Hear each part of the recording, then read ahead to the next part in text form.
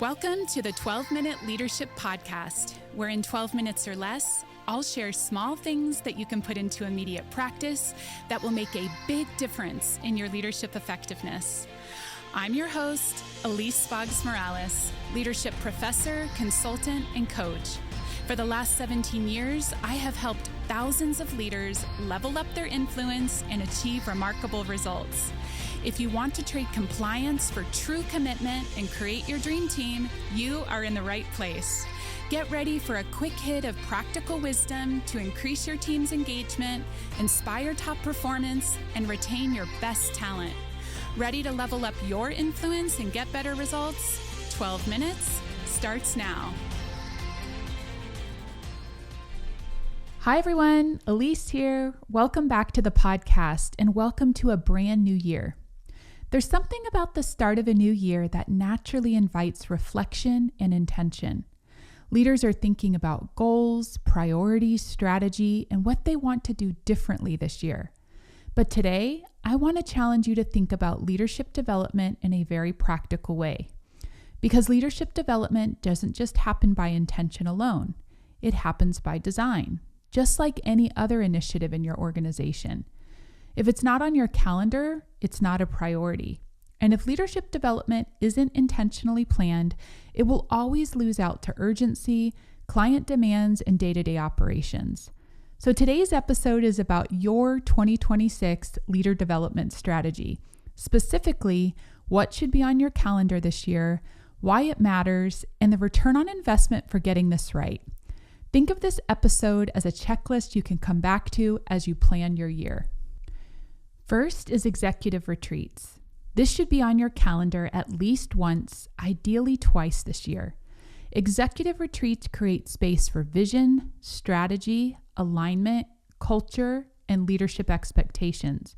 When leaders don't step away from the business to work on the business, they stay stuck in reaction mode. And the return on investment? Clearer priorities, faster decision-making, stronger alignment, and fewer costly miscommunications throughout the year. This is not time away from work. This is the work. Over the last several months, I've been working with the shareholders group in partnership with their board to create a growth philosophy for the next 10 years.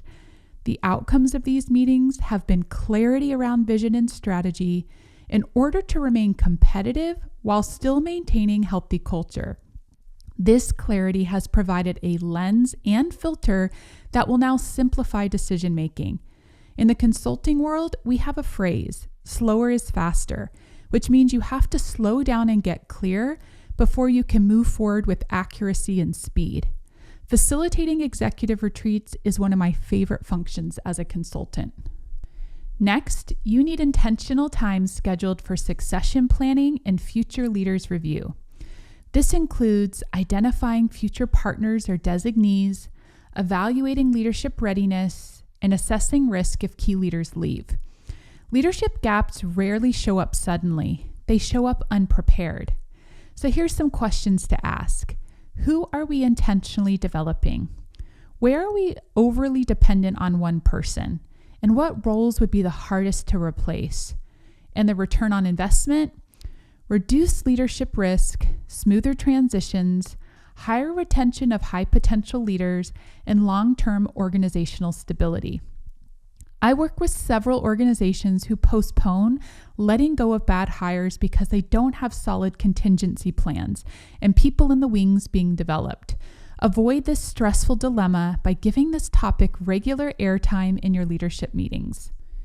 The next area of focus is leadership development by level. One of the biggest mistakes organizations make is offering one-size-fits-all leadership training. Leaders at different levels face different challenges. Your calendar should reflect development tracks by leadership level, such as emerging leaders, mid-level leaders, senior leaders, and executives. Key topic areas to rotate throughout the year are emotional intelligence, communication, conflict management, leveraging strengths, coaching and mentoring, delegation, time and energy management, performance reviews and feedback, and leading through change. You'll also want to add 360s for growth, which I'll talk about in just a bit. The ROI is faster leadership maturity, fewer people problems, stronger team performance, and better decision making at every level. And here's a pro tip that I've learned. I never assume what people need. I ask.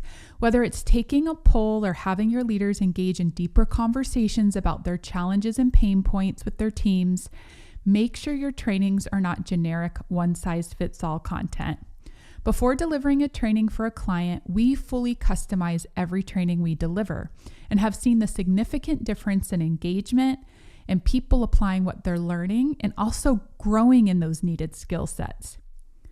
All right, next is a development track for future leaders. High performers don't automatically become great leaders.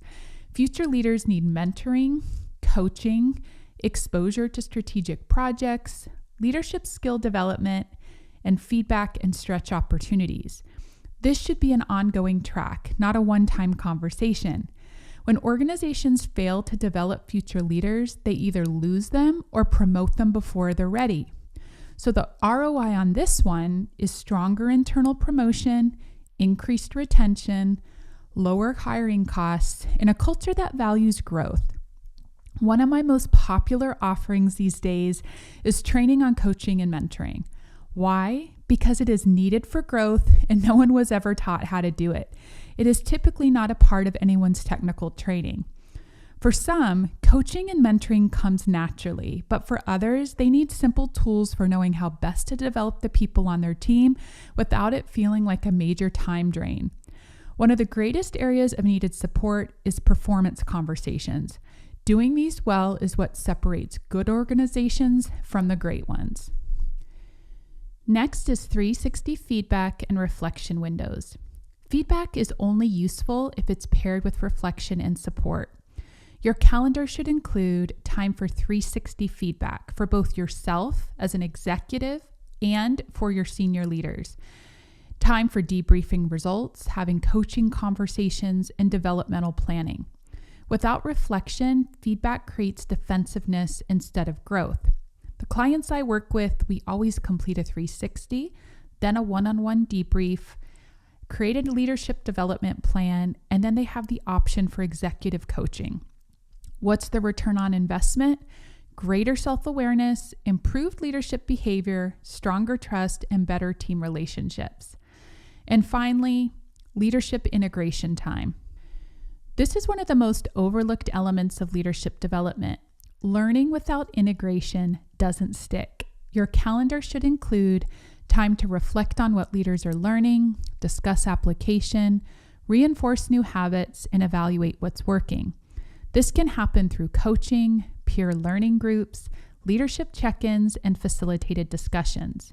One way I support organizations in this is holding monthly refreshers in between quarterly trainings to reinforce what people learned so that there's some level of accountability, but also support to put what they learned into practice. And it's an opportunity also to ask questions. So, what to prioritize? As you think about all of this, remember, more isn't necessarily better. Leadership development works best when it's focused, consistent, and intentional. So choose depth over breadth, choose rhythm over intensity, and choose a few priorities and protect them on the calendar. So in closing, I'll leave you with this question. If someone looked at your calendar for 2026, what would it tell them about how seriously you take leadership development? Your calendar reveals your values. And when leaders invest intentionally in leadership development, they don't just improve performance, they create cultures where people want to stay, grow, and lead well. Your culture is your competitive edge. And if you need support designing your leadership development strategy for 2026, we can help. If you want help planning and facilitating your executive retreats, we can help with that too. Oftentimes, an outside consultant who is an expert is exactly what you need to get these priorities at the forefront without putting a lot of extra work on your already full plate. So thanks for joining me today. If this episode was helpful, share it with another leader who's planning the year ahead. I'll see you next time. Like what you heard on today's episode and want to go deeper? Subscribe to this podcast so you never miss an episode. You can also pick up my book, Lead Anyone, on Amazon. Then, go to my website to check out ways that we can support your leadership goals. From executive retreats to customized training and coaching, my team of experts will help you level up your leadership and accelerate your results. Go to www.eliseboggs.com for more info.